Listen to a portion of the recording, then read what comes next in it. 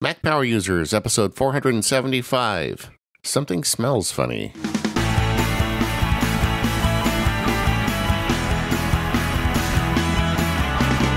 Hello, everyone. This is David Sparks, along with my pal, Stephen Hackett. How you doing, Stephen? I'm doing well, David. I'm excited to do a feedback episode, one of the mythical feedback episodes I've heard over the years, and now I get to be part of one. Yeah, well, we occasionally get a bunch of feedback piled up, and I always felt like when we do our content shows or guest shows, nobody wants to hear about feedback, so we save it, and we got it, and then it allows us to talk a little bit about stuff we're using, a little bit of news once in a while, and this episode, actually, we do have a little bit of news to talk about, because last week we were talking about the iPad as a laptop replacement and went to great length talking about the merits of the iPad Pro versus the standard iPad.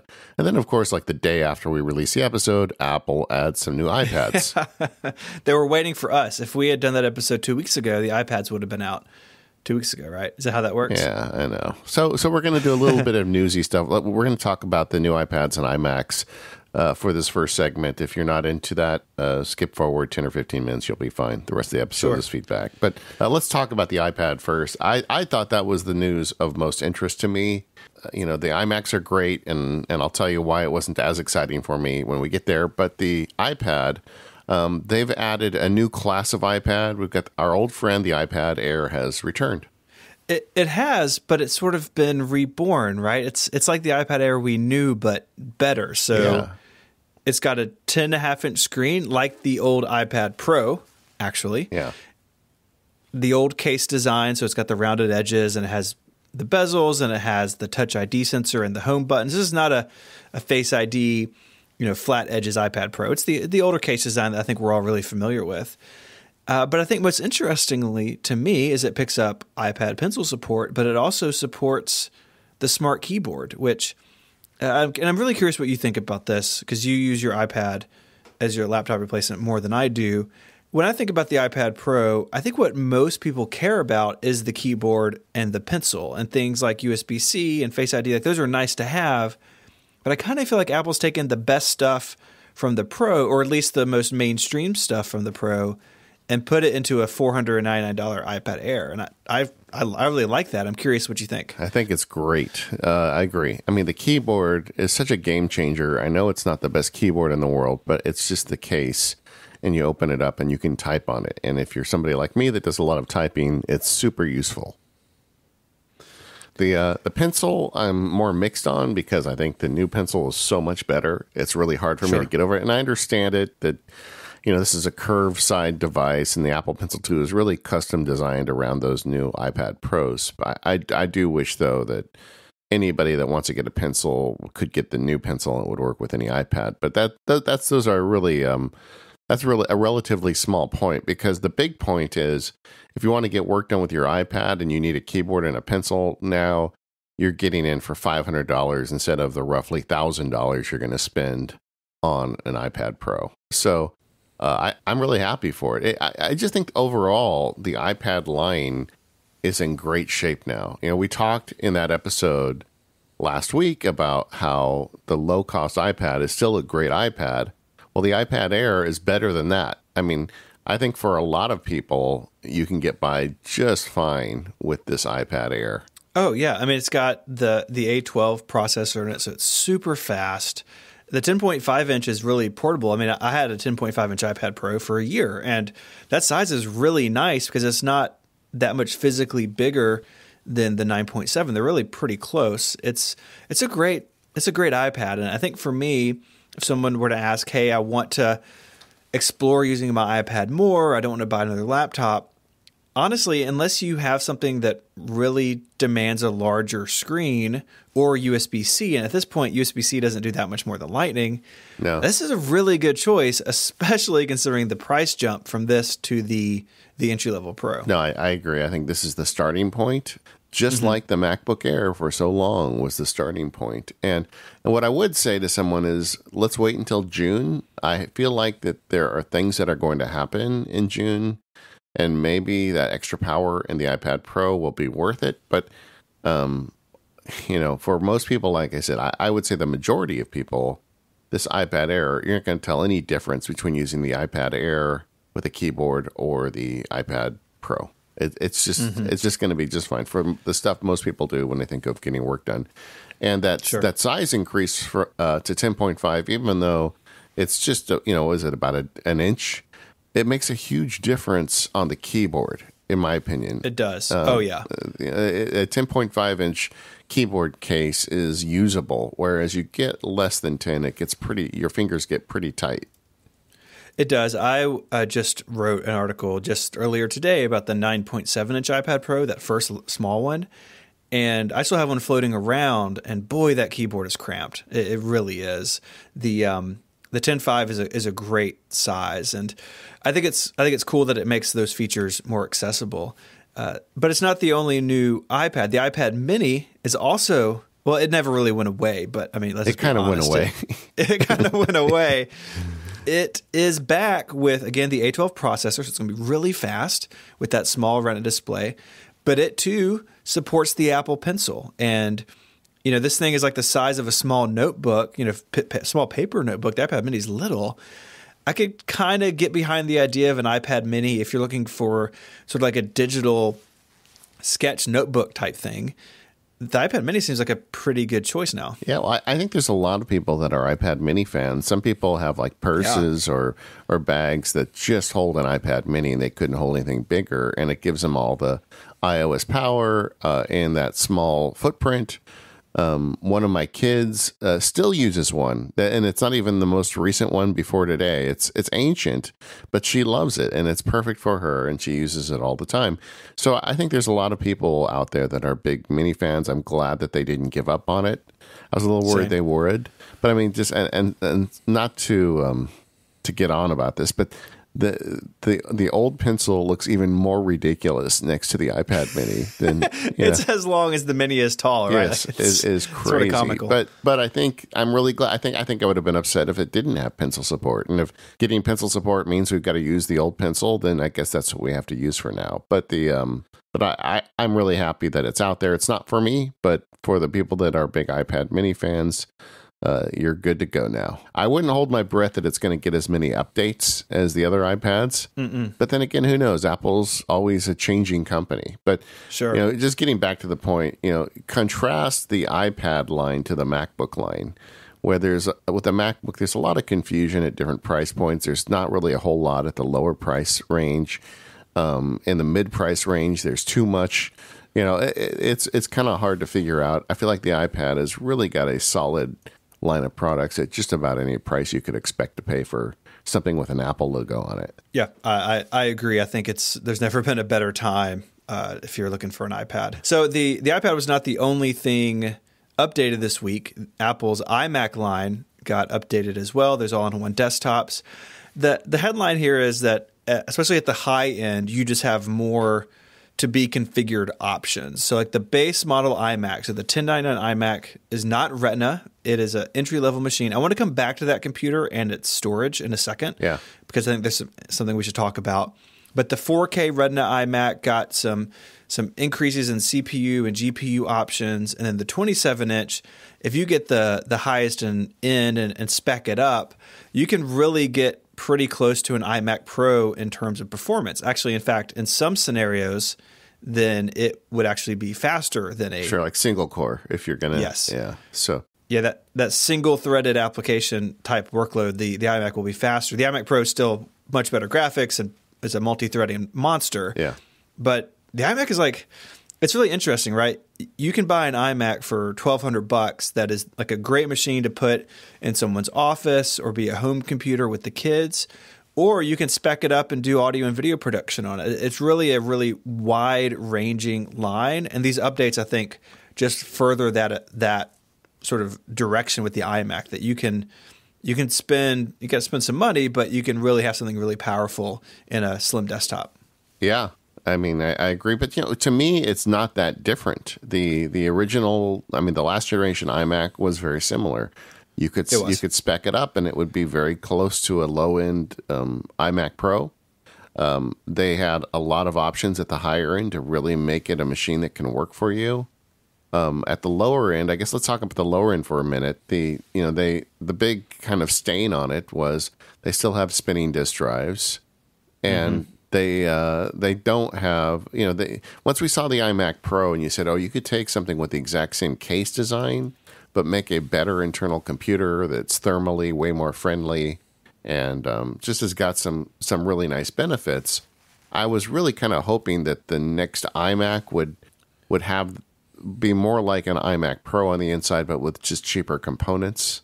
Like the T2 chip, which is in the Mac Mini, is not in the iMac, which is kind of right. It just I know there's reasons for that. The spinning discs is one of the reasons, but it's just weird to me that you'd buy an iMac. Let's say you bought a $4,000 iMac, you spec it up, but you don't have the T2 chip. It's just kind of weird. Yeah, it's weird, and I think that's because this wide range they have to hit, right? Yeah. That they need to have a machine that's $1,100. So that's going to have a spinning drive. I understand that. At the very least, what I wish they had done was make these bottom two models, so the non-Retina and then the entry-level Retina 4K, which is $1,299. Both of those, by default, come with a 1 terabyte hard drive. And you may think, well, most people will just go in there and click Fusion Drive. I don't think that's true. No. And I think if you walk into an Apple store and buy an iMac, they just have these stock configurations. And so they don't do a lot of like custom machines in stock at the Apple store normally. And that means you can buy a $1,300 iMac for 4K Retina display. And like I've used these machines. I've got people I know with a machine just like this. And that hard drive is brutally slow. It's 5,400 RPM.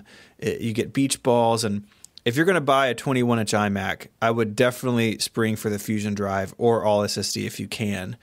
But just that spinning hard drive, the performance is a real big hit, and that's pretty disappointing. Yeah, I agree. I just feel like at least a Fusion Drive in these devices. But, it is what it is.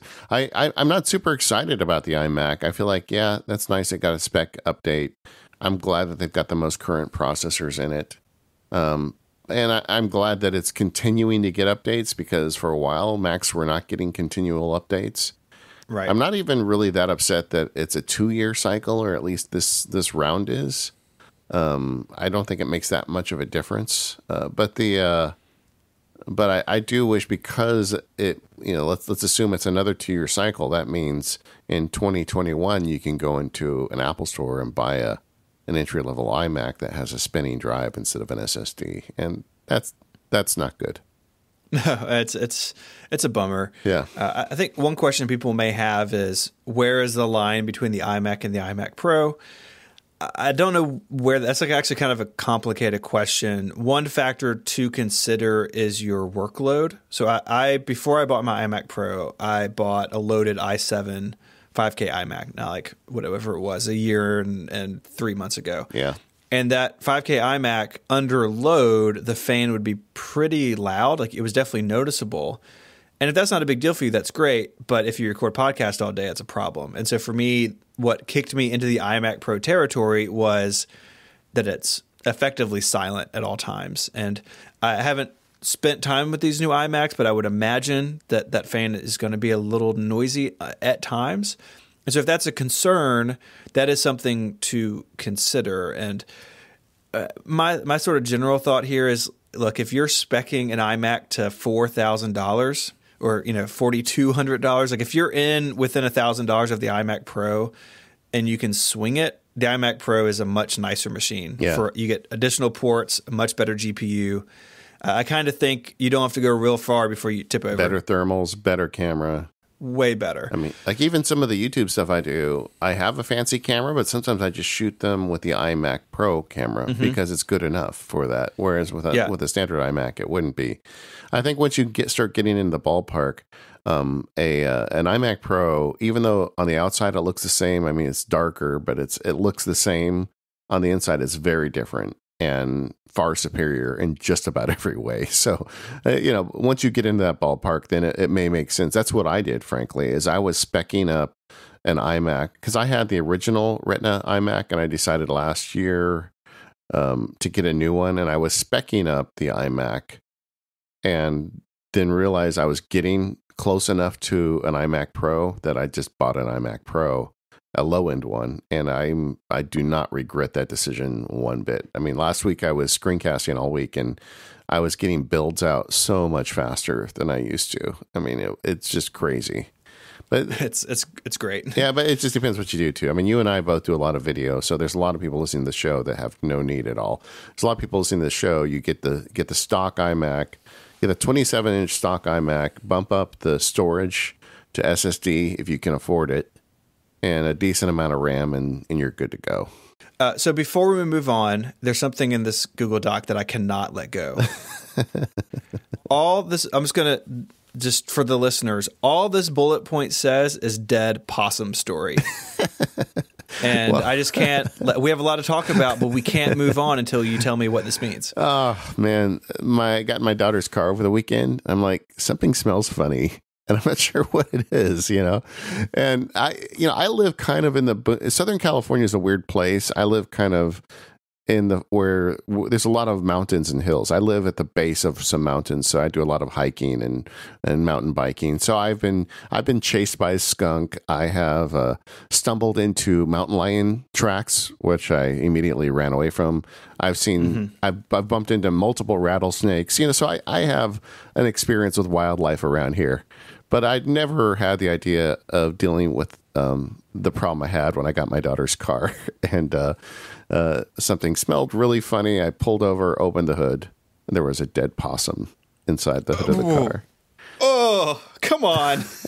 And I was thinking, is it coincidence that this only happened to me after I got a podcast partner in Tennessee? I don't know. Is it? Hey, I will not take any blame for this, sir. I am innocent. Well, anyway, that was my weekend, man. I don't know what to say. That's horrific in every way. I think we should just move on. I don't want to talk about this. Is creepy. I don't talk about this anymore. I felt bad for him. He crawled up there. He probably was cold. Oh boy. Poor guy. This episode of the Mac Power Users is brought to us by OmniGraffle from the Omni Group. OmniGraffle is the graphics application that I use nearly every day. It's just such a great app for those of us that don't want to make a living making graphics. OmniGraffle is super easy to use. All you got to do is open the app up. They've got some simple tutorials to get you started, but it's also super powerful. For years, I've been making trial graphics, and even all the graphics in the MacSparky Field Guides, all of that stuff is made with OmniGraffle. And I always fool people when they see the graphics, they think I've hired somebody to do it, but that's not true. I just use OmniGraffle. It does a lot of it has a lot of the taste for me, if that makes sense. They've got built-in shapes in the application. You just drag them in. They look beautiful. You can shade them. They've got color palettes right in the application. So you can pick a color palette that's got maybe 10 or 12 different colors, and you can just choose from those, and they all look good together. And then they've got all of these different shapes. People can donate them. So no matter what you're going to do, whether you're building an app or just making a cool chart and you want little graphics of people, they've got something for you to build those graphics. I also love the way when you pull it on to the page, on the canvas as they call it, everything just lines up automatically. And the Omni Group, I think, was one of the very first companies to come up with that idea. And it just looks amazing. It takes almost no time. They've got an application both for the Mac and the iPad. One of the funny things I do is when I'm talking to clients and it's a complex relationship, sometimes it's contracts, sometimes it's people, I will often put together an OmniGraffle with my iPad while we're talking, because it's really just drag and drop. And then when we finish the meeting, I just send them the image and say, hey, this is my understanding of the relationship between the people or the documents. And we immediately can make sure we're on the right page, but also they're super impressed with me. They're like, how did you do that? And it's all using OmniGraffle. And the sad thing is so many of my clients are using PCs. So those suckers, they don't get access to OmniGraffle. So too bad for them. But it doesn't matter. You can share. You export it as a PDF and they've got it all going. Just recently, they've added some nice features to OmniGraffle. And one of them is flowing text inside of a shape. So if you put one of those cool shapes on the screen, you can put text in it. Will automatically flow around the edges or inside the edges of that shape. It's a really powerful feature. So just head over to the Omni group, check out OmniGraffle. They've got a free download trial if you want to give it a shot, and just find out for yourself how easy it is to use. Spend a little time with this application, and you can totally up your graphics game. I think this would be useful for anybody that is in the business of presenting ideas, whether you're a student. I use it as a lawyer. I also use it as a podcaster in the ad packet that goes out for Mac Power users. I've got OmniGraffle graphics in there. So no matter what you're doing, I think you could probably find a use to use this to make some impressive graphics. And because you can do it on your own and with very little time, you're going to find you do it a lot more often than you think you would. So thank you, Omni Group, for sponsoring the Mac Power users. Head over to theomnigroup.com and check out OmniGraffle today. All right, so we have a bunch of feedback we're going to go through this week, which I'm excited. This is my first feedback show, so I feel like I should get some sort of badge or pin. I was just thinking that.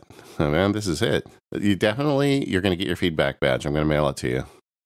But it is not iron-on. You have to sew it on. We don't do any of this iron-on stuff on Mac Power users. I can do some simple sewing. You might be surprised with what I could pull off. I mean, I know you're a guy that has some tattoos, so I can't imagine you wouldn't be afraid of sewing some badges on your Mac Power users vest. Yeah, no, you get stuck a little bit, it's fine. That's what we need is we need a Mac Power users vest, like an official one that you can get, and it's got like the battery on the upper left corner, and then you get badges as you perform certain acts. Like a motorcycle gang? Oh man, yes, of course, just like that. Oh, boy. Denim, maybe? Let's go denim. All right. Oh, stop. All right.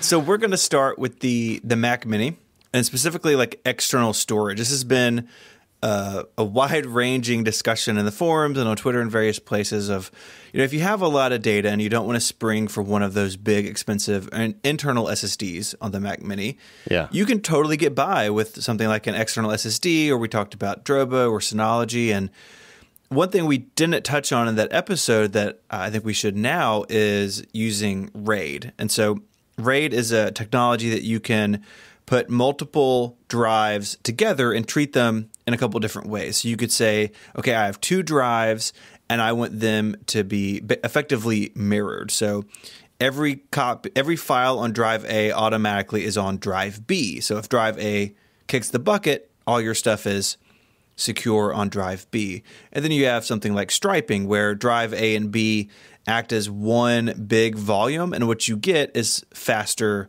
read and write speeds, because it's basically like writing your one, image file to kind of split across both drives. But then there's redundancy concerns there, right? So you can go to something like RAID 5 or RAID 10, which is like a blend of these different things.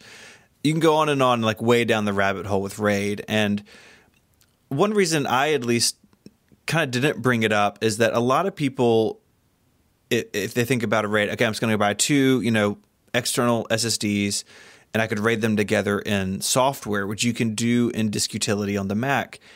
And in my experience, software RAIDs can be a little fragile. So if one of those drives gets knocked off the system for some reason, or gets unmounted before being ejected or something like that, it could lead to problems. Oh, only for the fearless. It's like RAID 0. I think so. Yeah.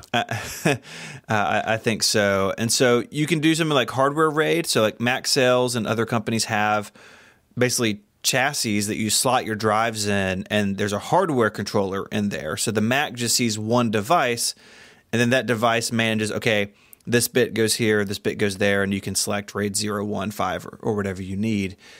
So they're good options if you want something that is sort of like a Drobo, where you've got multiple drives and you have some redundancy built in, where RAID is a little bit simpler to manage from a if this box dies perspective. Because one complaint, I think it's a valid complaint about the Drobos, is if the chassis fails, it can be difficult to get the data off those. You can't just take one of those drives and like put it in a case on its own, because they're sort of managed by the Drobo software. And if you're nervous about that, which is fine, a RAID situation, like, it may be a better place for your data, but it's like another option to look at. But I think for most people at least, like a big, fast external drive that, you copy offsite every once in a while, or especially if you use Backblaze on, can get you the benefit of a RAID configuration without the overhead. I don't know. What do you think? I have totally changed my philosophy on this stuff. I used to have the Drobo on my desk. I loved it. It was great. And I just got to the point now where the laptop size drives have got so big and so cheap that I've got a couple of them Velcroed to the bottom of my desk, and one of them is a 5 terabyte drive, and everything that I need long term fits in 5 terabytes. And I've got that one under there at all times, and then once a month I do a OmniFocus task that has me back up that on 2 separate drives. That one of them goes off site, and that's not as good in some ways because it's not constantly doing a secondary backup. Right. But it's just kind of easier, honestly. And and of course I've also got that drive. Since that drive is always attached to my Mac, it's going back to my Backblaze account at all times. So it is going to the cloud as a backup, immediately. And and there's like redundancies built in, but on a basic level, I've kind of given up on RAID array and those kinds of more exotic backup or data storage. Now, if I had to store 20 terabytes, I probably would just bite the bullet and get one of these units. There's some great ones out there. But because the amount of data I have can fit on something I can buy off Amazon for $150, that just seems to be the solution. And that is a change for me. If you go back a few years in the MPU archives, I used to be all in on those big boxes. Sure. So my situation has actually changed since we recorded the Mac Mini episode as well. I shared that I had the Mac Mini using a Drobo with basically a bunch of storage on it for work stuff and then a directory for like our iTunes library. And actually, since recording that show, that Drobo started to be a little unhappy with me. Sometimes I would go to mount it and it would be inaccessible. I'd have to restart it. And I kind of got the fear in me, David. That's what happened. Yeah, sure. And so I ended up picking up, I'll have it in the show notes. This is really cool. It's the OWC Mercury Elite Pro Mini. And it is a USB 3.1 Gen 2 device. So this means that it is 10 gigabytes or 10 gigabits a second over USB-C. And I put an SSD in it. I basically did what you did and bought a big SSD, and then actually ended up have 2 of them now hanging off the iMac Pro. So I've adopted the David Sparks method of just have some drives hanging off your desktop all the time, and sort of put the Drobo into retirement. These cases are nice. I like the speed because I put SSDs in those cases. So it's like I want the most speed I can get out of them. And it's so fast. It almost feels like internal storage. It's just so quick to copy something back and forth, way faster than out over the network. From the studio back into the house, through the network switch, through the Mac Mini to the Drobo, which is full of spinning hard drives. So I like the speed. Like you, I had to sort of say, I'm willing to run a little bit of a riskier setup. So these drives are backed up via Backblaze, and I copy them to my offsite drives every 3 or 4 weeks. But for me, at least, these aren't active drives. Like one of them is literally named InFinder Archives. Like things only go there when I'm done with them. And so the data set on them doesn't change very often.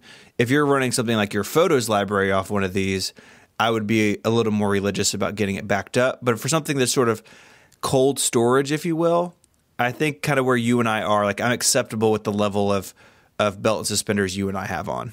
Yeah, and for me, because it's archival storage, I'm okay with the spinning drives, which are much cheaper than the SSDs. But I'm looking at my RAM, I'm sorry, my internal SSD on my iMac as I'm creeping up towards filling it up.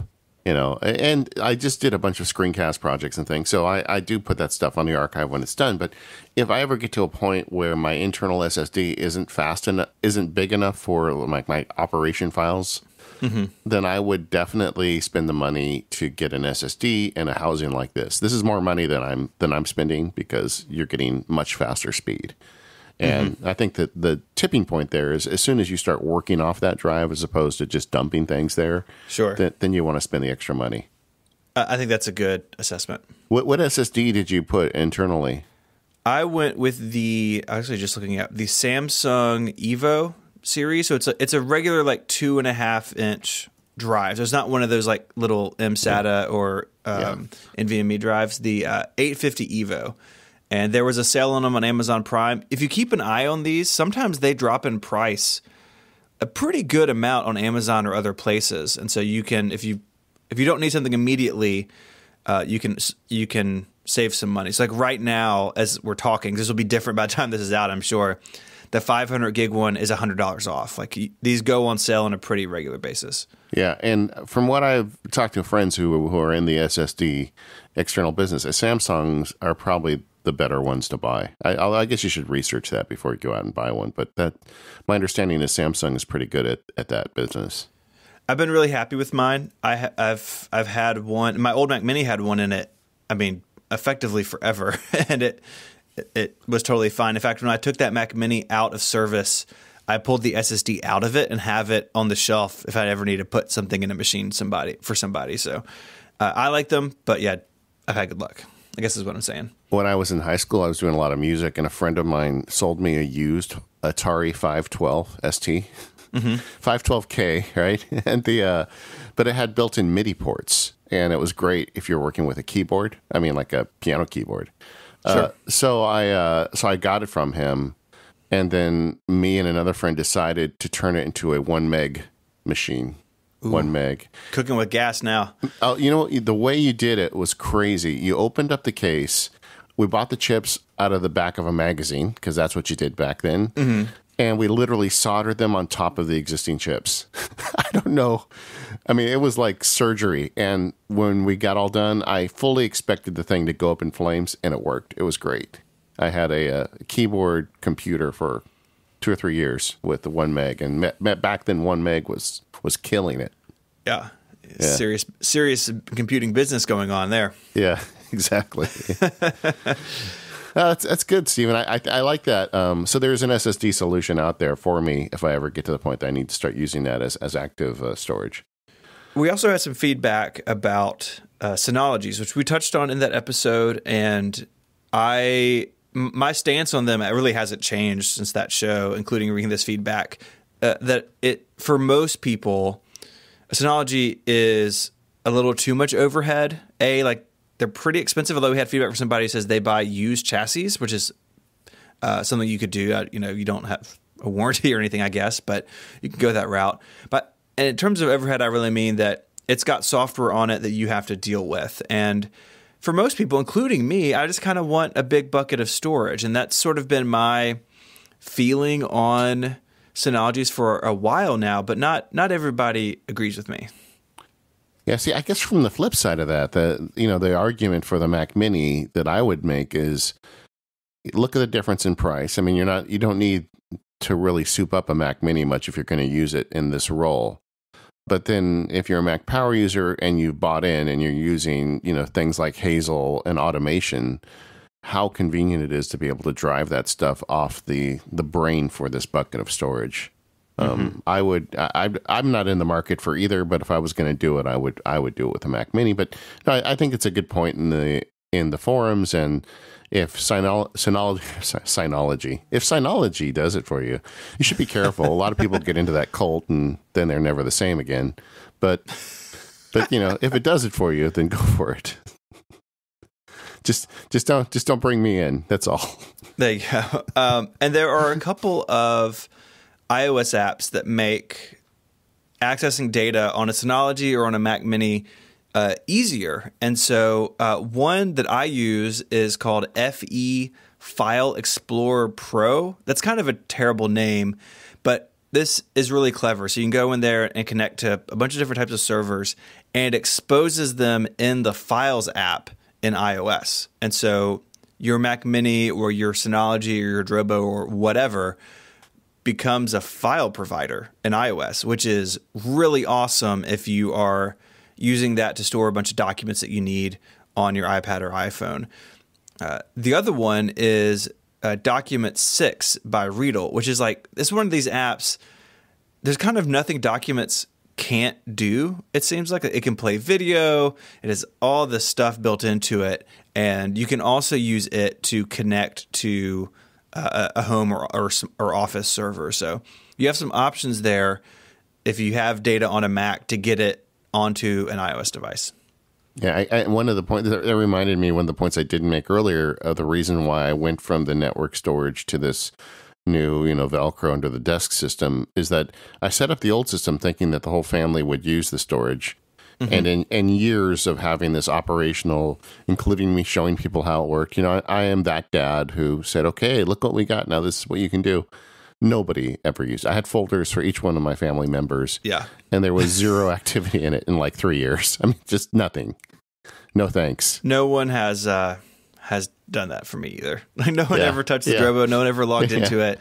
It's like, well, I set all this sharing up, and so now I still have these external SSDs shared on my network, really, so I can get to them from my iPad or laptop if I'm in the house and need to do something. But it's nice to have some options there, and I think one of these missing pieces for a lot of people is how do I get these onto my iOS device? Am I going to have to log in with screens and copy them to a Dropbox folder or something? It's actually much simpler than that. If you check out one of these apps and spend a little time getting everything set up. One other question for you: now that you've kind of strayed away from Drobo, does that affect your remote backup situation for the rest of your family members at all?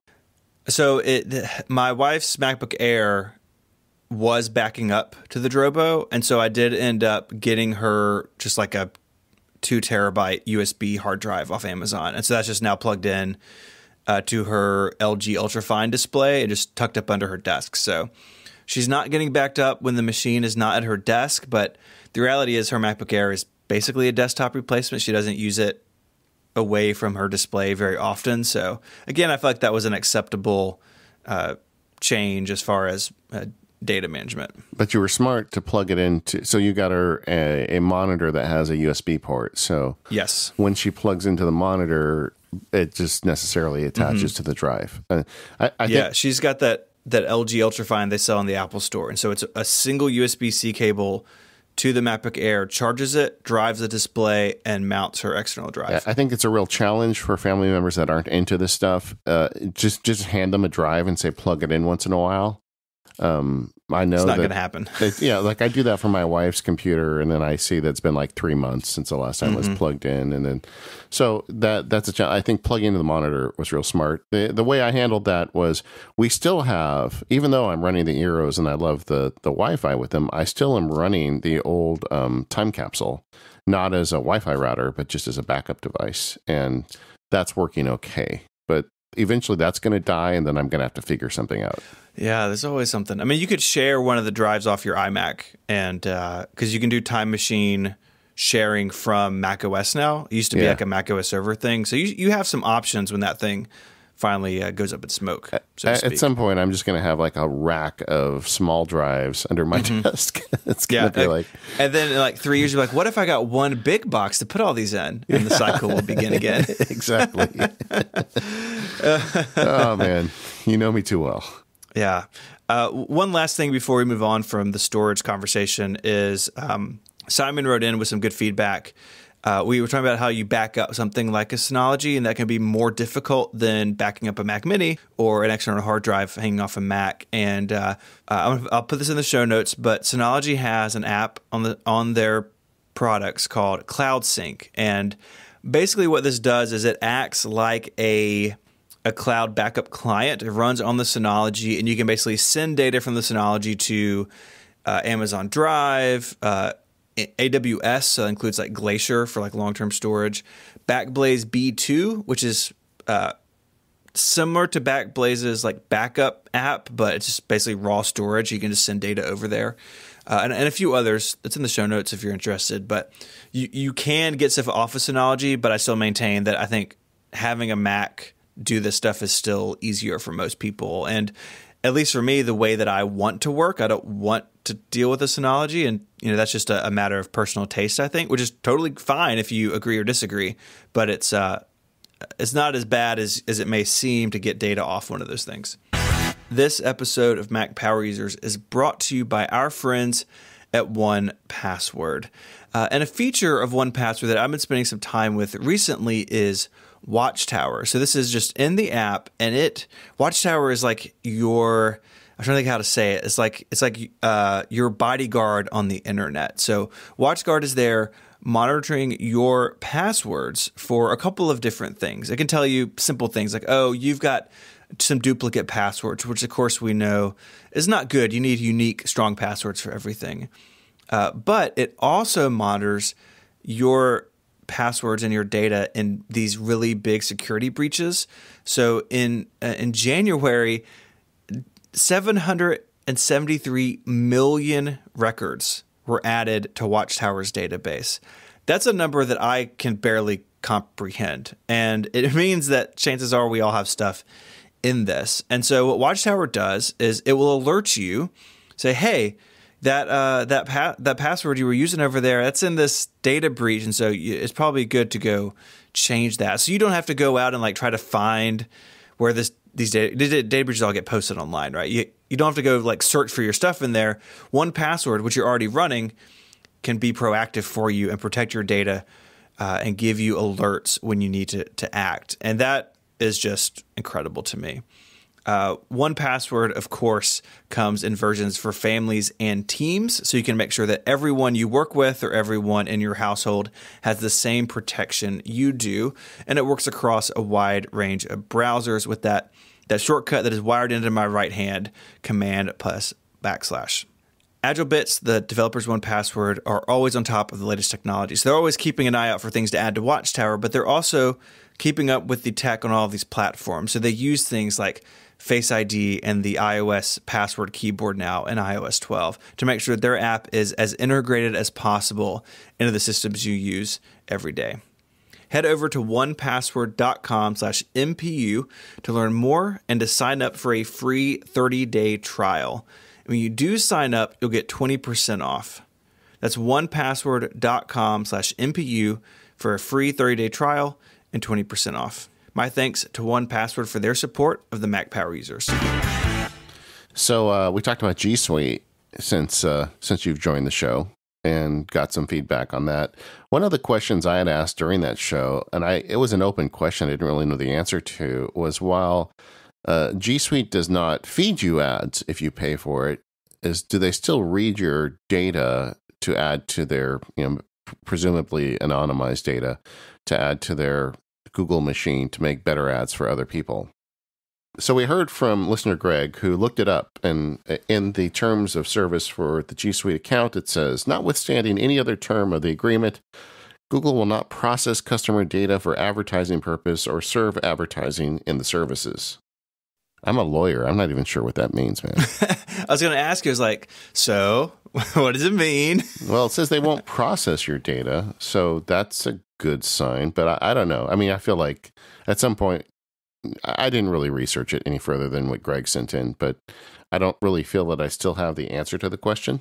So I guess we'll find out. I guess the good news for us that are concerned about stuff like this is that with the increasing number of privacy laws that are coming into effect and are being talked about, I think they're going to have to give us better answers going forward. I think so too. A lot of the things in things like GDPR and what could be coming to the US in the future is about making this understandable, so what is happening with your data, and that's good. That's good for everybody, right? Not just people with law degrees who struggle through these things. Yeah, I will say though, I don't want to come off as one of those guys who is paranoid about Google.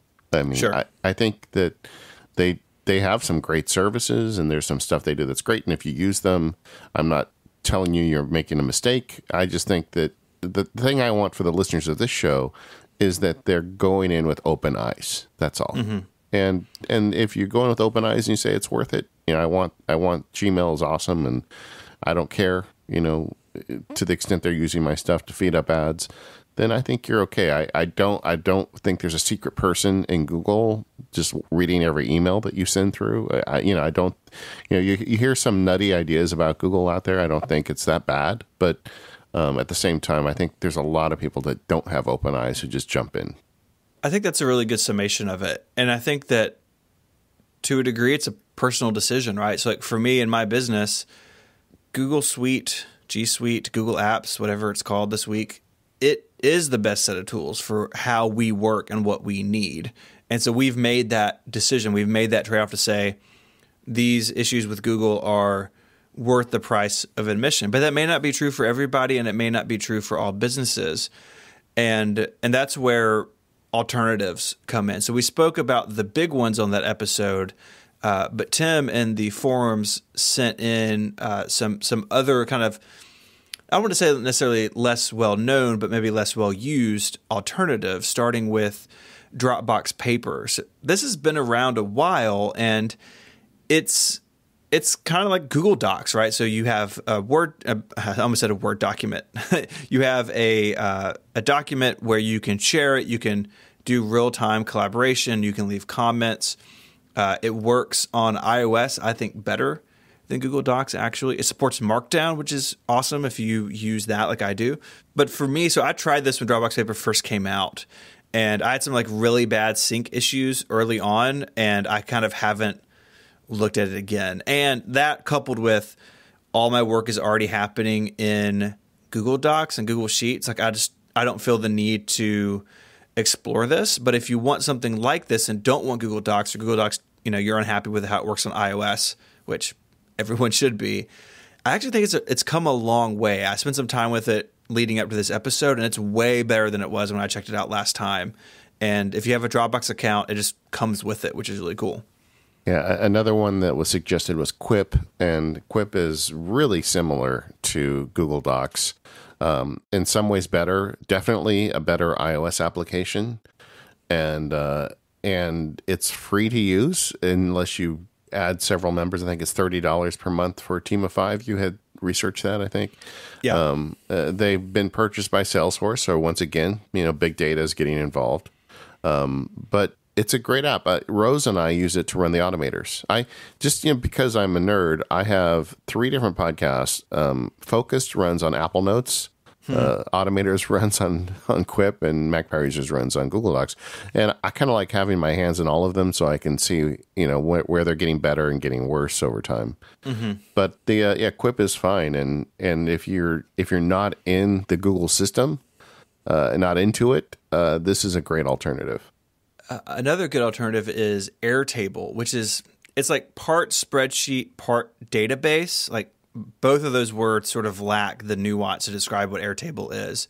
But if you need structured data on the web so people can access it and you can, again, do this collaboration in real time, Airtable's kind of the only game in town, at least I think the best game in town. It is really powerful, so you can go in and they've got templates you can use that kind of get you to where you need to be, or you can just start with a kind of a blank spreadsheet and build a custom spreadsheet / database with their tools. And for something like I was describing, our invoice tracking system, again, it's in Google Sheets because that's kind of where everything else is. But I could have easily done it in something like Airtable with probably less work, honestly, because a lot of these types of features, these calculations and this relational stuff that I'm doing there, it's sort of more native to Airtable in a way. So it's a really powerful tool. And if Google Sheets, I would say if Google Sheets can't do everything you need it to do, Airtable's, I think, what to graduate to past that. I would almost guarantee that if you did Mega Sheet, isn't that what you call it? Something like that? Yeah, Mega Sheet. If you did Mega Sheet in Airtable, it would be better. I just almost guaranteed. I've got really into Airtable the last 6 months. I'm using it for pieces of the law practice and pieces of Mac Sparky. As I'm trying to get other people to help me out, having that stuff on the web is great. I've got someone helping me with some of the production stuff on the next field guide, and we're going to have an Airtable we share for status of different, post-production things. And it's great. And you can get in there for free and really use a lot out of it if you want to go all the way down the road. And in fact, if you listen to the episode of Automators on Zapier, we talked about Airtable in that one. It's just, because it combines so well with Zapier. Like I'm working on an Airtable automation right now when I onboard a new client that will automatically add them to the billing system and just do a whole bunch of stuff. And it all starts with an Airtable entry. So that is something. I almost think there's a show in that. Maybe someday we'll come and talk about this kind of stuff because there's just a lot more to it than we're talking about right now. Mm-hmm. And you mentioned it's free to start with, and I think this is one of those services that a lot of people could probably just hang out in the free version for a really long time. But if you need more tools, it's like $10 a month per user or $20 a month per user if you need a lot more features. But it's something that you can grow it can grow with you as you need more things. Where as opposed to like some of these things, like in the past, say something like FileMaker, which is kind of like this in a way, but kind of very not like this in a way, was way more expensive and sort of difficult to start with. Or Airtable, I think that where they really win is that it's actually like pretty easy to get started, and you don't have to think that you're some sort of like database developer to build something useful with its tools. Yeah, and I'm still well within the bounds of the free tier, and I'm getting tons of use out of it with 2 small businesses. Yeah, I want to hear more about that at some point. Lastly, we have Evernote, which is kind of been in the news in our circles a little bit. Federico Viticci over at Mac Stories has spent some time reconsidering and actually using Evernote again. Obviously has a long history on this show that I'm sure everyone is aware of, but I would say that Evernote is an alternative in this arena for its collaboration. If you have documents or sort of shared knowledge you need to have between team members, but it doesn't have the functionality of something like Google Sheets, let alone Airtable. This is more maybe static data or simple text-based data, but it has the sharing built in, right? You have work chat, so you can message each other about work. It's all there, still there. Evernote's still there. And I had not even considered it as an alternative because I haven't thought about Evernote in a really long time until Federico rediscovered it. But a lot of people are still there, and it seems like the product is a lot better than it has been in the last couple of years. You're even using it again, aren't you? Shh, we're going to talk about that later. I don't know what it is about the Mac teaser. Power User co-hosts in Evernote. You guys aren't going to get me there.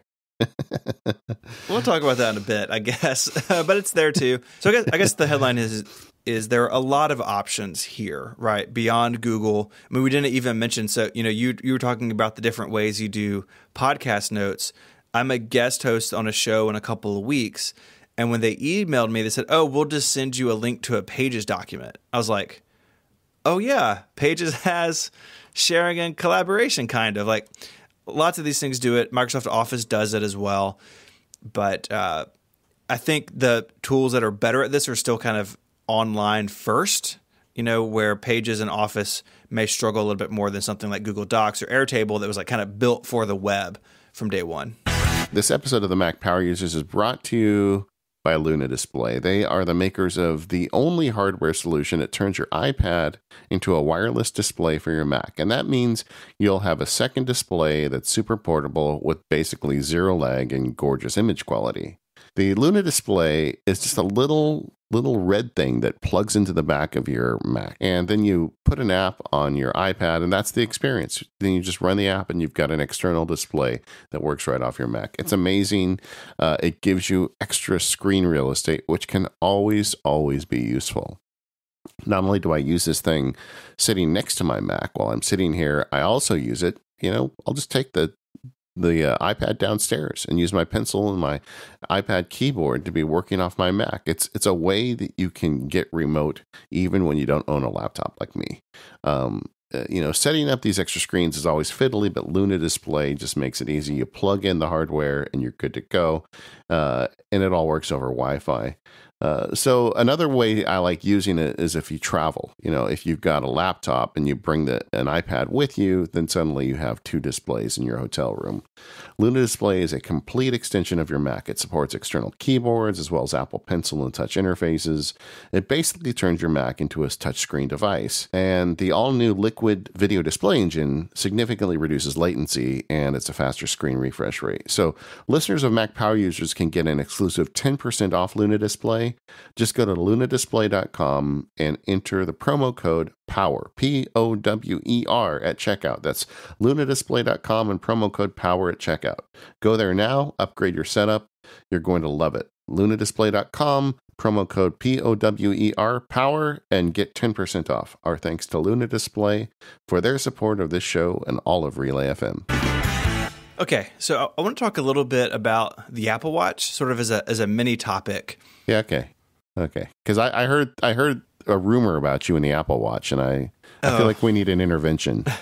Well, maybe. So a little history. I bought the original Apple Watch. I now have the Series 4, which is the current one with the bigger screen.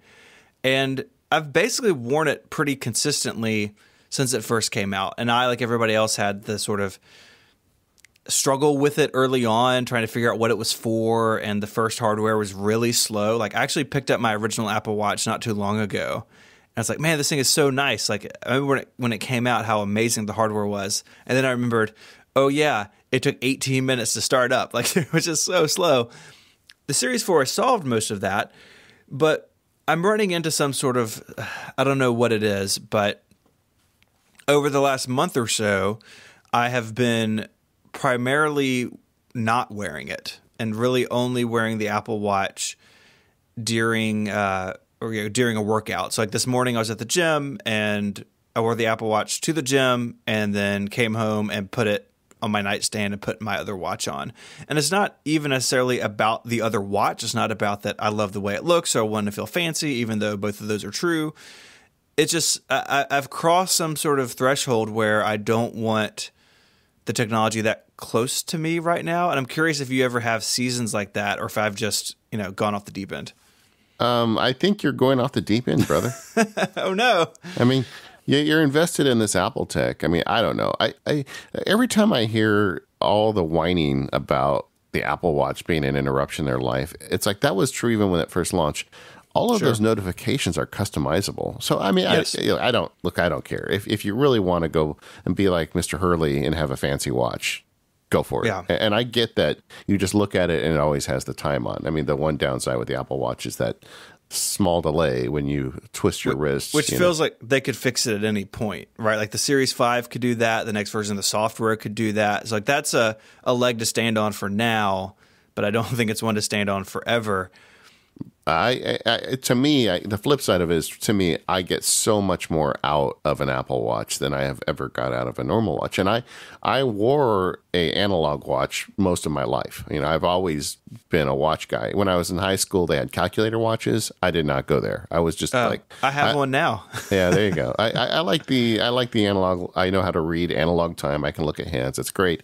And initially, when I got the Apple Watch, I had it on the analog face because that's what I was comfortable with. But now I'm using that Siri watch face. I love that there's so much information available to me off my wrist. I have this gigantic phone that I don't want to be yanking out of my pocket all the time. And I get most of the information I need off my wrist.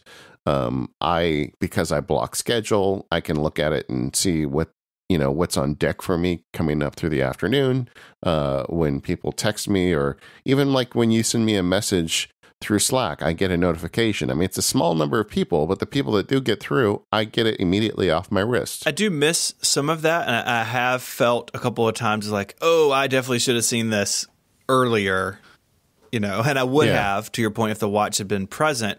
But at the same time, like nothing's burned down. So like an example, I was on vacation last week with my family out of town, and Apple announced the WWDC dates. And I kind of figured that that's when they were going to do it. It's the week they did it the year before.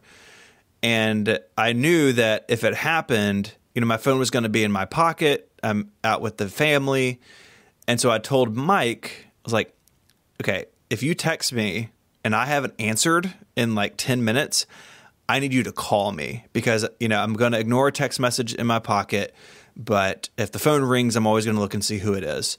And sure enough, we were at this children's museum and my kids are running around, learning about robotics. And the 4-year-old is like climbing up this thing and the phone rings and Mike says, oh, they announced the dates. And, so I had an email already drafted for our theater. So I had to send that off real quick, do a couple little things.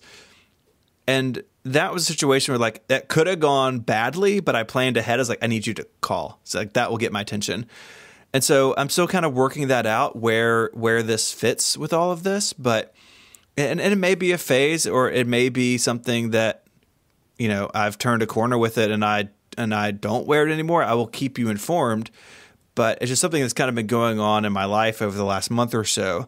I'm not even sure what really started it, but something that came up on Twitter from Rob was, what would it be like if Apple had, he says a bracelet or a ring. So, I kind of think like a bracelet probably that ties into activity, and I will extend this to workout. So like, what if Apple basically made a Fitbit, but tied in with workouts and activities? So you could still wear a watch, but then just have something at the gym that would be cheaper than a full Apple Watch just for tracking your activity.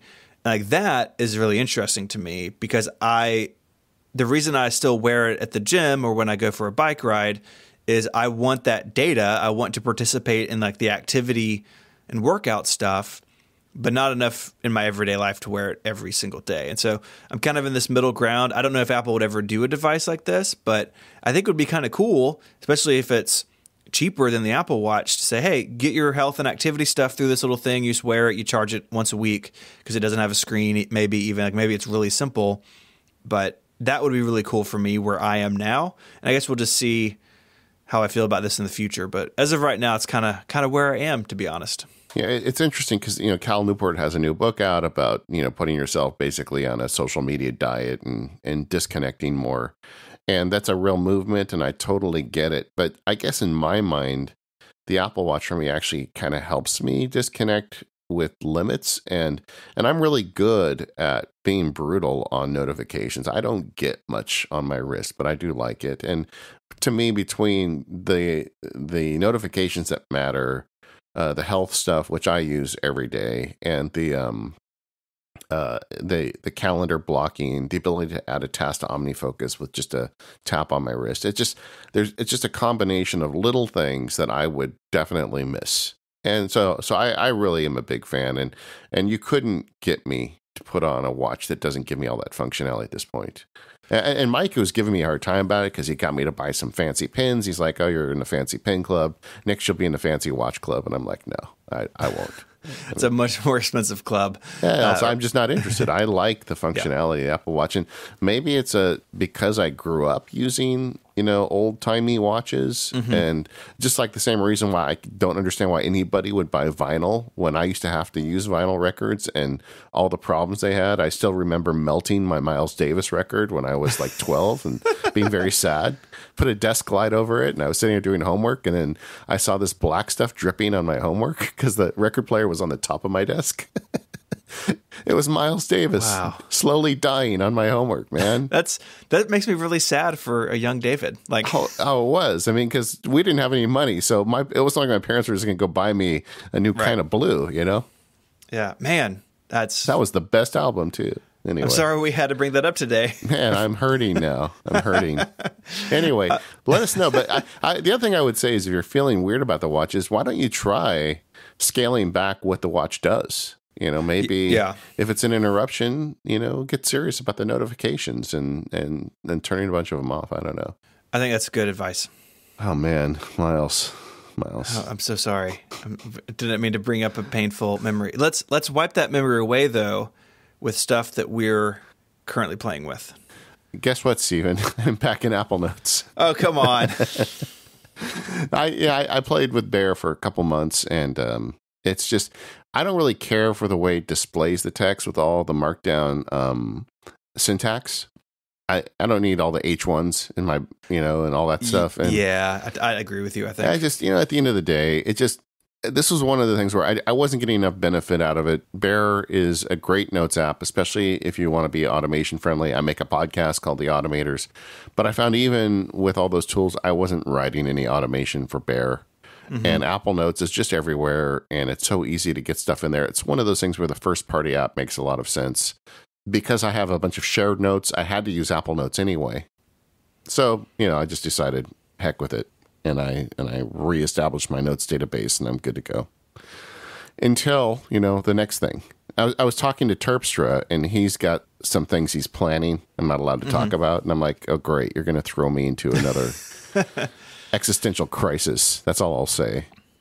It happens. It happens sometimes. Yeah, I mean, I've been in Apple Notes for a long time, but you can get the itch to explore sometimes, right? And I do agree with you about Bear. I don't necessarily need to see all the, I don't even know what you would call it, like the exposed Markdown or something. Like I understand what's happening in Markdown. I don't need helper there. I wish you could turn it off.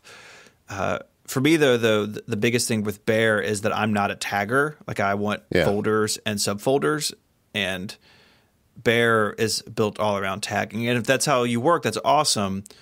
But if you're like me, like anything with I use tags nowhere, like not in Finder, not in OmniFocus, not anywhere. And so for me, that's sort of the big issue with Bear. The other thing that's really changed for me is my use for an app like Apple Notes has evolved, where in the old days with NV Alt, it was always pure text.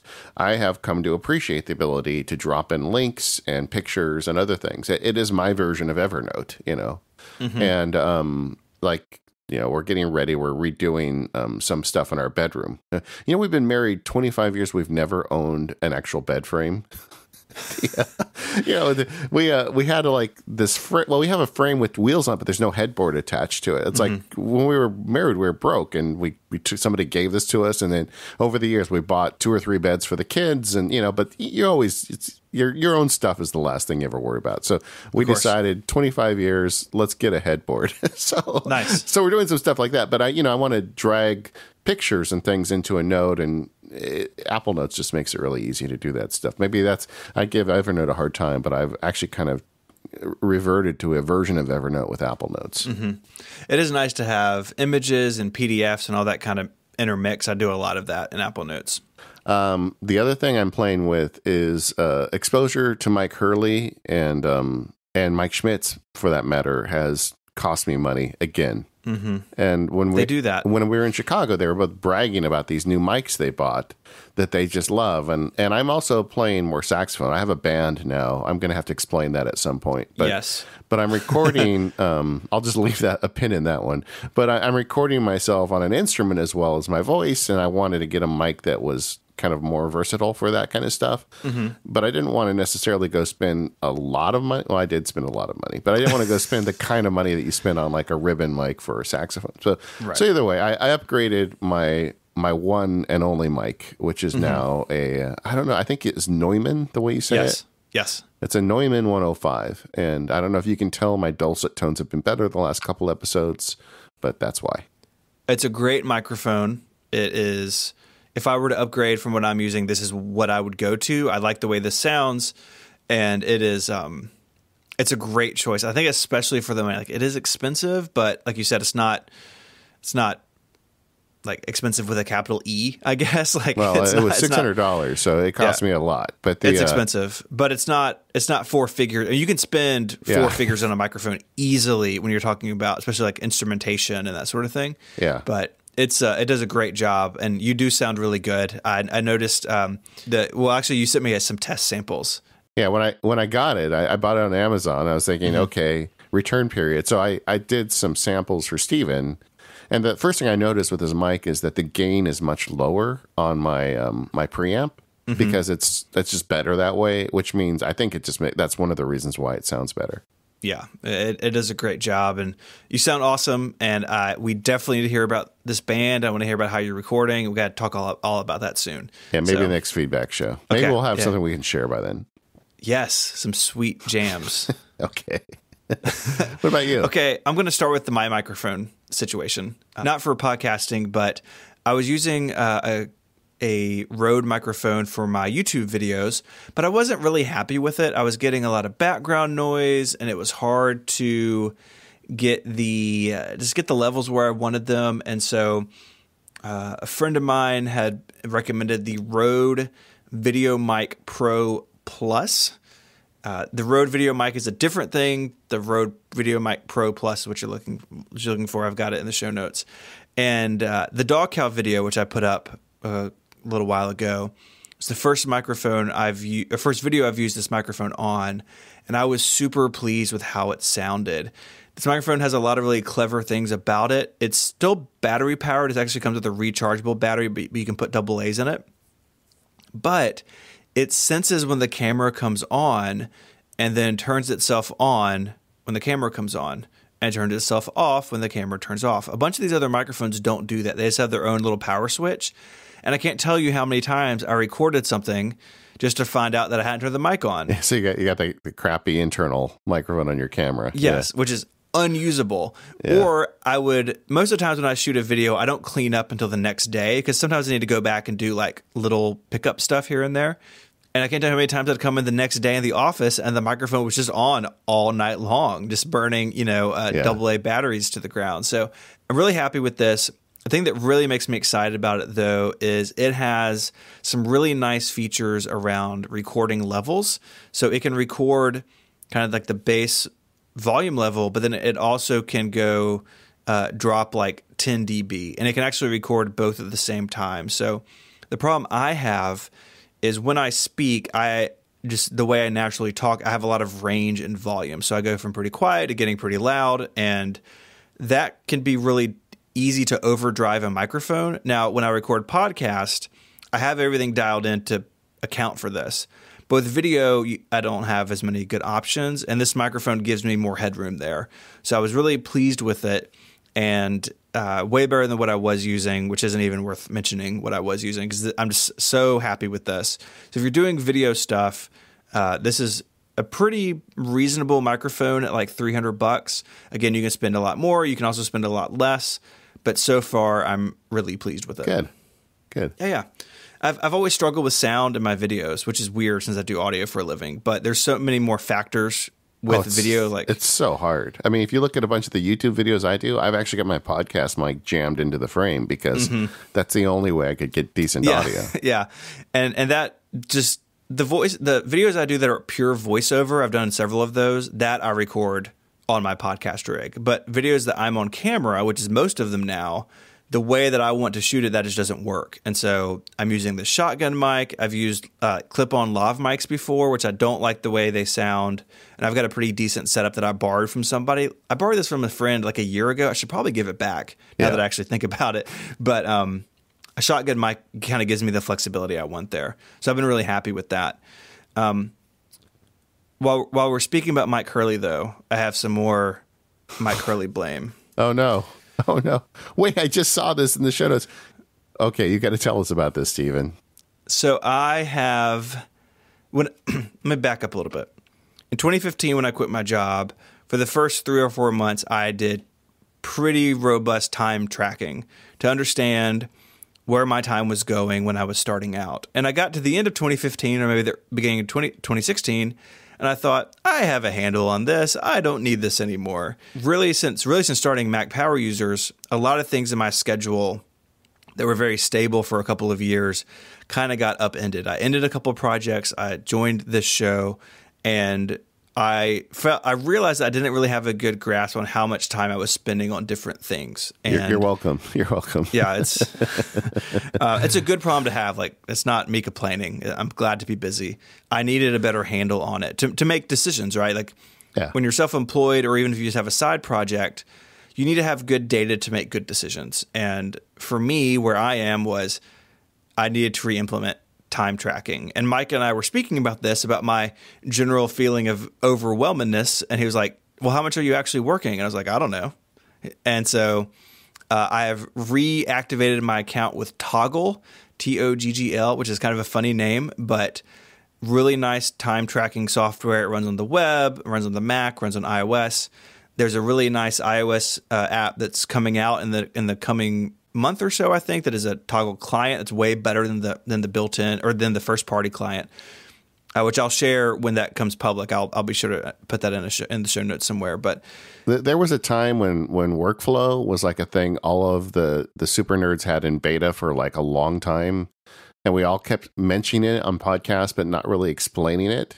I feel like that's what we're doing with this Toggl app. We're all doing this, and everybody out there is like, well, when can I get it? And you keep thinking it's soon, but who knows when. But at some point.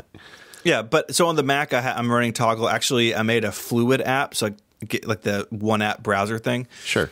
And so I'm running it right now, and I've been working on Mac Power Users now for an hour and 21 minutes. So it is been extremely useful to understand how I'm spending my time. I'm just time tracking for work, not for everything. Like, I'm not CGP graying it and tracking how much time I sleep and how much time I eat, but just during the workday, where's my time going? And already, even a couple weeks in, I'm learning a lot that I didn't expect.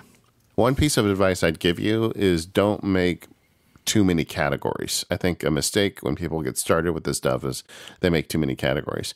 The other thing is I would be tempted to give timing a try. I know they're occasional sponsor of the show, or I think they are occasional sponsor of the show, but I know they sponsor some of my shows. But it's the nice thing about that is it's automatic. So if you spend a lot of time on your Mac, you'll get better time with that. Yeah, it's a good alternative. I kind of went with Toggl because that's what I'd used before. Sure. Timing is really good. I've used timing before as well, but it's so far it's really interesting. I mean, look, you could do this with like a pad of paper, right? You could just have a legal pad of paper on your desk and just make a note every time you change things. One thing I've discovered though, and then we'll move on because I know people sometimes find time tracking to be a subject that's annoying, but one thing I've already noticed is I am much more likely to work in blocks now. Now, I'm not full-on block scheduler David Sparks, but in the past, I just knew this about myself, that I would jump around between things. So especially sort of in like rough like administrative time where I'm not recording or editing a podcast, but there's like, okay, there's 8 other things that need to get done today. I wouldn't necessarily group those in any sort of way. And now, because I go and start a timer, it feels way more deliberate. Like this time I'm working on MPU, or I'm working on liftoff, or I'm blogging, or whatever. And then I'm going to do that task until it's done. And then I'm going to stop the timer and move on to something else. And I feel like that already has improved the way that I'm working. And that may seem really simple, but like I needed to apparently learn this lesson. And so it's been a fun journey so far. And, if you ever feel like overwhelmed, if you've got the 9 to 5, time tracking can be like a really interesting way to actually give you some data about what you're doing. Yeah. Another point I would make on this is this doesn't have to be a lifetime commitment. Like I go through phases where I'm very deliberate about time tracking and I use all the tools, and then I'll take a month or 2 off and then I'll do it again as like check-ins. And that's a good way to do it too. So you don't necessarily have to go at this 24/7 for the rest of your life. I think for some people, they feel overwhelmed. They're like, oh, if I do that, I can never stop. But no, of course you can stop, Yeah, you can totally start and stop. And I think I'm going to do this probably maybe through the end of March is kind of what I've told myself. And we'll see how things go. It's definitely not something that you've got to do all the time. That's a really good point, David. The other thing, and now I'm getting into the stuff we talk about on Focused, which I don't know if I've said on this show, but Free Agents turned into Focused, and it's a really good show. It is a really good show. You should go check it out if you haven't. But for me, it's a great way to find stuff that I don't have to do anymore. When I track time, I'm like, oh, wait a second, I spend like 3 hours a week on this, and I could hire a person to do that thing for me. And it's a great way to kind of reclaim your life. And the time tracking is where you find this, the vulnerable spots you can get rid of. We're going all over the place today, man. There's a lot of stuff to talk about. Yeah. I mean, we can just skip over the Evernote thing. Yeah, let's just leave that out there. No, I feel like I should say this. So, mentioned Federico had been using Evernote. He actually moved all of his stuff back into it from Apple Notes and Bear. I think he was kind of split between things. Yeah. And talking with him, I don't have a desire to move out of Apple Notes, but something that he sort of talked about was Evernote can be more than just notes. You can use it as like a kind of a personal database, like you can do something like DevonThink. Yeah. Or Keep It. Yeah. Keep It. There's lots of solutions for this. For me, though, I have tried DevonThink in the past, and it's just too much for what I need, too much overhead. Keep It is kind of the other way. Like it's kind of too simple for what I want. Evernote was kind of in the middle. And what I wanted was a place to keep all of my Apple history stuff. So I've been writing about Apple history on my site, on iMore, on Mac Stories for years. And I'm running into situations where I go to start a column, and then in researching it, I realized that I wrote this column 4 years ago and had no memory of it. Yeah. Yeah, and or I want to do a YouTube video, and I start doing research, and like, this all seems really familiar. And then I realized I wrote about it 3 years ago, and I could just turn that column into a video, work on the script. Yeah. And so what I've been working on is pulling in all of these history articles into Evernote, and with like full text, so it's all searchable. And I'm like, I've done all the Mac Stories ones and all the iMore ones. I'm sort of slowly going through my archives at 512 pixels. I'm up to like 106 articles.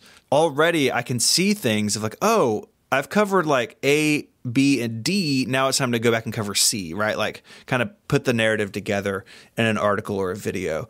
And I'm really excited about it because it's giving me a way to surface all this past work that I've done. Because like, look, once a blog post is like off the front page, unless it just has really good SEO, like it's kind of over, right? Like some people search this stuff, and like my goal is like if you search anything old Apple, like 512 pixels, like that should be the source you go to. And I'm slowly working on that, but I needed a way just to organize it better internally for me. And so I've got a notebook that has all these articles in it. I have one other notebook that is I'm sort of using for research. So like I want to do something on the Apple III, for instance.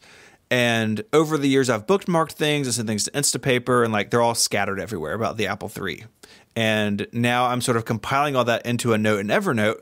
So when it's time to like, what am I going to write about this month, or what video do I want to do? I have research notes for all these topics, and I can kind of pick one that looks like it's pretty far down the road.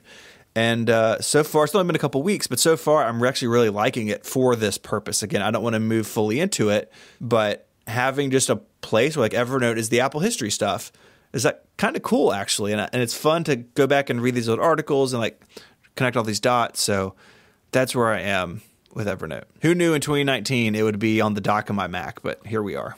I think it's only appropriate that the co-host of the Mac Power Users is using Evernote. I gotta. It's in the contract. It's in the fine print you sent me. Yeah, exactly. I don't know. I want to hear how that goes for you. I mean, I'm open to. I've just never liked the way the app looked or worked. I mean, it's funny how sometimes an app just rubs you wrong, and sure. And that one has always rubbed me wrong for whatever. And then Apple Notes got good enough at the kind of stuff I was using Evernote for that then I really wasn't interested. But we'll see.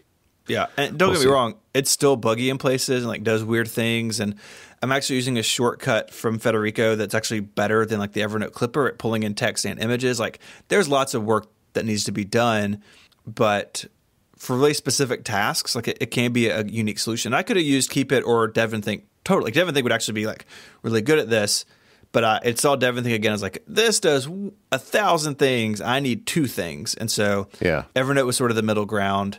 And I'll keep you posted. But so far, like it's proving useful already, so it'll probably stick around. All right. This episode of the Mac Power Users is brought to you by Squarespace. Make your next move with Squarespace. It lets you easily create a website for your next idea, and you can get a unique domain name to go along with it and use one of their award-winning templates. So depending on the type of project you have, Squarespace can solve it in a bunch of different ways. Maybe you have an online store, or maybe you want to create a portfolio to show off your work, or maybe you want to be like David and write a really cool blog. Squarespace can handle all that stuff and more. It's the all-in-one platform, and that means there's nothing to install. There's no patches to worry about. There are no upgrades needed. You don't have to worry about that stuff because Squarespace has got you covered. They have award-winning 24/7 customer support if you need any help. They allow you to quickly and easily grab a unique domain name, and all of those award-winning templates are beautifully designed to show off your great ideas. I recently had a friend who was starting a business and he needed a website, and he texted me and said, "Hey, what do I do?" And I said, "Look, you just got to go to Squarespace." This friend of mine, he's not a designer, he's not a developer. He just wants to get his idea, his company out into the world. And so we built a website for him, complete with a contact form, this really nice embedded map thing of this deal they're doing. It all looks really good because Squarespace gives you all of those tools. And now he can go about building his business and not be worrying about becoming some sort of web admin in his spare time. Squarespace plans start at just $12 a month, but you can start a trial with no credit card required by going to squarespace.com/MPU. And when you decide to sign up, use the offer code MPU to get 10% off your first purchase of a website or a domain name and to show your support for Mac Power Users. Once again, that's squarespace.com/MPU and that code MPU to get 10% off your first purchase. I'd like to thank Squarespace for their support. Squarespace, make your next move, make your next website. Hey, you know what else has happened since you came on the shows? We did our first live show in a long time. And during that show, I said we should talk at some point about all the gear you used to make that live show recording work. Yeah. And then we got a bunch of email from people saying, yeah, please do that. Yeah. So here we are. Later is now, is what we're saying. Yeah. It's the time. There we go. The time has come. I think I kind of divide this into 3 sections. The show prep was actually pretty normal. So you and I, we have a Google Doc per episode. So you have this beautiful template. It's the best looking Google Doc I've ever been in. I decided if I was going to use Google Docs, I was not going to make it look ugly. It's really nice. And so we copy that template, and there's a document for each episode. And normally there's like 2 or 3 or 4 docs in the folder because we work episodes in advance. That was all pretty much as normal. So you and I are just going in the weeks before the show, adding things here, rearranging things. We had Mike and Rose on, so we gave them access to the document so they could do things. All that was, I think, pretty normal. Like by the time we were in Chicago together, we pretty much knew what the show was going to be. There wasn't a lot of scrambling, like some live shows I've done of like, oh, what are we talking about? Like that, I think, was all pretty normal. Yeah, and from the production standpoint, my concern with that show was I wanted to make it fun for the people that showed up, but I also wanted to make it good content for the people that were at home. So that was the challenge, and why we spent a lot of time trying to figure that out. Yeah, that is always the challenge with live shows. So we're planning to do stuff at WWDC or elsewhere throughout the year. That's always the balance, right? You can do something funny in the room, but like, does it play in audio? Like if someone's just driving in around, traffic. Yeah, can they understand what's happening? So that's a really good thing to be concerned about. And I think the hardest part of all of this. Just while we're talking about show prep, just to close that loop, we do also use Google Sheets for this. So there is a massive Google Sheet that has every episode of NPU on it, going way back in time. And it's the topics and the ads and like a little note section. And so we use that for planning future episodes. So before we started recording, we were talking about April and May. And so, hey, let's move this here. Let's do this guest here. We need to follow up on this topic or whatever. It's just a really nice way for you and I both to kind of see what's going on and make plans. Again, in a collaborative environment. We could do this in anything, but Google Sheets works well. Katie and I started that very early. And I remember when we went over to 5x5, they were like amazed by that. I think they ended up using similar ideas. Mm-hmm. I think you guys had already got the idea by the time we joined Relay, but that was just a great platform. At the time we made it, it was really the only platform where we could have like a collaborative sheet. And it's now useful. This Google Sheet is like a history lesson in Mac Power users, right? Like it goes way back. It's going to be in the museum is what we're saying. The MPU museum? Yeah. Okay. I've just decided that's a thing. Right next to the jacket with all the patches on it. No, I don't want to do that at all. We got a lot of comments, a lot of compliments, which meant the world to me that it sounded really good. And that's always, again, another challenge when you record live, because you and I are recording right now. We're in our home offices, right? Like we have foam on the walls around us. We're speaking into nice microphones and nice interfaces. It's a very controlled environment. Unless my neighbor's dog is barking, I have complete control of how this sounds. When you're live, though, you do not have that. You're on a stage. There's no acoustic foam. You're in a big open space. You have audience members who are making noise, clapping, laughing, heckling sometimes. No, we didn't have any hecklers. But there's a lot more, many more variables to deal with. And you also have 2 microphones right next to each other and 2 people speaking, which is, you don't want me to get on Steven's mic. It causes all sorts of trouble. Yeah, or as little as possible, really. And so for the live shows, we use the Shure Beta 87A, which is a XLR-based microphone. It's actually the microphone I use at home. So we're talking about your home setup. I use the 87A. It's a condenser microphone. It's like $250, and I've used it for a couple of years now, and I really like it. It's what I recommend to people who they already have a podcast and they want to make their first upgrade or their second upgrade. Do not think you have to buy this microphone to start a podcast. I promise you, you do not. But if you want to record something with nice quality, I think for bang for your buck, the 87A is the best thing on the market. But we use those for a couple of reasons. And that's what I used up until a couple of weeks ago. Yeah. So you've moved now past me, and I will probably follow you later this year. But we use this for a few reasons. One, selfishly, because I'm in charge of live shows at Relay, I wanted to sound the same at home or on the road. So this is the microphone I use at home. It's what I want to use on the road. And it was sort of like it was an investment to buy 4 of them, but an investment that we made a couple years ago and we've been really happy with. But the key here is that it's super cardioid. So what that means is that it has a very narrow pickup pattern. So if you think about the live show, David, you and I are sitting next to each other, it's still going to hear some of you on my mic and vice versa, but very little. And it's going to hear basically nothing of the audience, of things behind the microphone. And that is critical when recording live to get rid of that background noise. Because look, most of the time when Relay has a live podcast that's recorded live, it's not in a theater, right? It's like in someone's hotel room or someone's Airbnb at a conference or a trip, or at Mike's bachelor party. We recorded some shows in my hotel room. And in those environments, getting rid of as much background noise as possible will always lead to a better result. So that's why I went with the 87A opposed to something like the Shure Beta 58, which is what we used to use, and didn't do as good of a job at getting rid of that background noise. And these things really just kill it. And they're really the reason our live shows sound so good, is because the microphones we're using are really high quality. Yeah. And then you've got to, since it's XLR, you got to plug it into something. We do. So we are using the Sound Devices Mix Pre 6. There's links to all this stuff in the show notes. Again, you do not have to buy this to do a podcast in front of people, right? Like, this is something that we've upgraded to over the years. And it lets me bring in 4 microphones. Actually, you can bring in 6 with like this additional thing into this interface. So XLR microphones in and USB out to a computer. This whole thing actually is powered by USB-C. There's no power brick anywhere, unlike the system we used to use, just USB-C. What's really cool about this, that is unique about it, there's very few devices that do this, is it can record onto an SD card and send audio out over USB.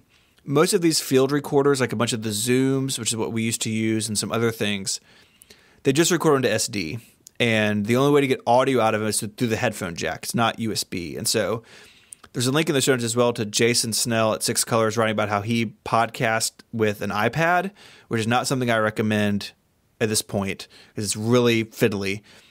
But the way his setup is basically my old setup. So you have multiple boxes to like get audio everywhere you need it to go, where the Mix Pre 6 can do it all at once. So it's recording onto the SD card onto a track that has basically each microphone separated out. So I can go in later and I can pick out David's microphone from my microphone. They're not mixed down together, where the USB capture is just a backup at this point, where if the SD card, goes up in smoke or something happens, I have it recorded on the laptop. And if we live stream these, which we did not do MPU, but we do some of our others, I'm also live streaming it from the laptop. And so I have a backup there as well.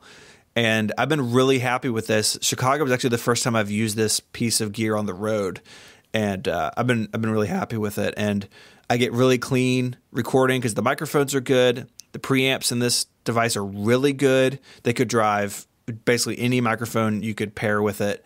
And all that kind of goes in together to make a live show. Yeah, and you've got a blog post over at 512 Pixels. Was it 512pixels.net/gear? Yes. Where you've got a listing of all the stuff you use. I've got so many emails with people asking me to do that over the years. I'm gonna, by the time this show goes up, if you go to maxsparky.com/gear, I think there'll be something there. Okay, I'm gonna put it in the show. It won't be as fancy, Steve, but now I've made a commitment, so now I'm just gonna get it done. Because everybody's always asking me that. I just never get around to it. Okay, I'll do that this week. Yeah, I was the same thing. And so it's just a resource I can send people. In fact, as we're recording this, it does not include the newest stuff, but it will be updated by the time it goes So you have on. work to do too. Yeah, I do. Good. You also got to put your leather jacket up there. Oh, gosh. I'm not doing that. So yeah, that's kind of where I am with the live stuff. And, we do an increasing number of these, and I travel around the country with all this in like a hard roller case, and it all works pretty well. And I've been really happy with it. The one interesting side I saw of Steven at that live show, I don't think this was actually in the live show that published because we did it at the very end, is as soon as we got done, I asked you on mic, I said, well, how come the red button was never on, the record button? Yeah. And the room broke out laughing. And you looked at me like you were going to murder me. Don't mess around. I'm not gonna be that guy who loses their live recording. Which is why I bought this interface, right? So I can record on the SD card and on the laptop. Yeah, that's a nice bit of gear. It is, and again, it's like professional stuff. But turns out I'm a professional audio guy now. It's one day it happened. Yeah. But one thing that when you think about this is the editing. So like what we've been talking about, there's a little bit of David on Steven's track and a little bit of Steven on David's track, and Mike is on some of them. And that means you can't do a lot of the fine grained editing that I do normally on Mac Power Users. So like there have been a couple times this episode where, we interrupt each other or something. I clean all that up. But when you're live, you can't do that, because if I cut you out of your microphone, but you hear yourself faintly on the other microphone, it's really weird when you listen to it, the final version of it. And so you have to be really clean with your cuts. And basically, if someone crosstalks or coughs, you have to cut the same 3 seconds out of every single track. So they still sound a little different. They sound live, but I think in a way that's kind of fun, actually. And they still sound good. Like, my goal is for them to sound good. They're never going to sound the way they do if we're in our offices, but they're passable to listen to in a car or in AirPods. But they sort of have that fun vibe. You can hear parts of the audience. Like there are parts in that episode where I actually brought up the sound of the crowd. If someone's laughing or something, bring that up a little bit. Or actually at the beginning when everyone like applauded, actually brought it down because it was kind of too loud. So there's still things you can do, but your hands are tied a little bit by just the way that it works. But it's a fun challenge as an editor to take something live and make a finished product out of it. I didn't even think of that. Did you have a mic on the crowd? I did not. So I've done that in the past, but I did not this time. So what I used was, most of the crowd interaction was before Mike or Rose were on stage, like when we did the hat giveaway and that stuff. Yeah. And so that microphone was recording the whole time. So I just used that track and brought the volume up, and it was enough to kind of make it feel appropriate. Nice. Well, it was great. And just as someone who really had no clue how to put that together, it was great showing up and asking Steven where he wanted me to put the cables. I was pure labor at that point, but that was great. Yeah. It was fun, and we should do it again. We are doing it again. Yeah, we are going to do it again in July at MacStock. So go check that out. All right. Well, there we go. We did our first feedback show together. We're going to get leather jackets. We're going to get matching jackets. I don't think I'm in for that. I'm sorry. All right, gang. We're Mac Power Users. You can find us over at relay.fm/MPU. Thank you to our sponsors, Omni Group, 1Password, Luna Display, and Squarespace. We will see you next week.